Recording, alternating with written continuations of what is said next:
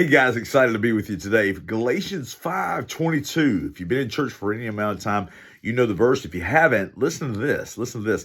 If you are born again, if you're recently saved, you've been saved a long time, this verse matters because there ought to be fruit in our lives. If we are a tree and we are a living tree, if we are symbolically a tree that has been transformed, then our tree ought to produce fruit, and fruit that is healthy fruit. All right, it says this, but the fruit of the Spirit is love, joy, peace, long-suffering, kindness, goodness, faithfulness, gentleness, self-control.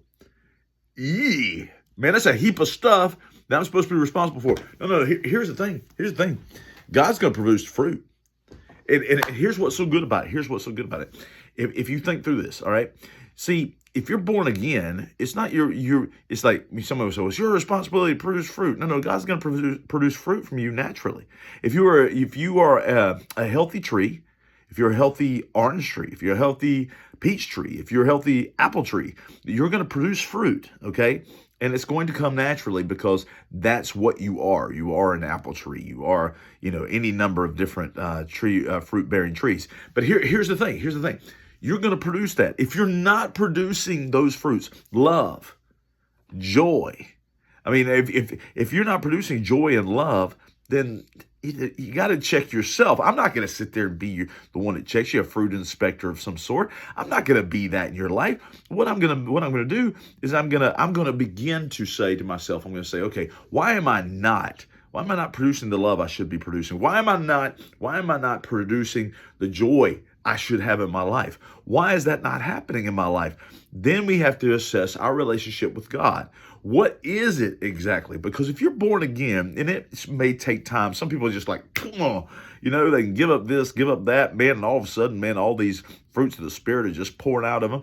Other people, it's a process. Other people, it's kind of like backing up a little bit and trying to gain some traction, if you will.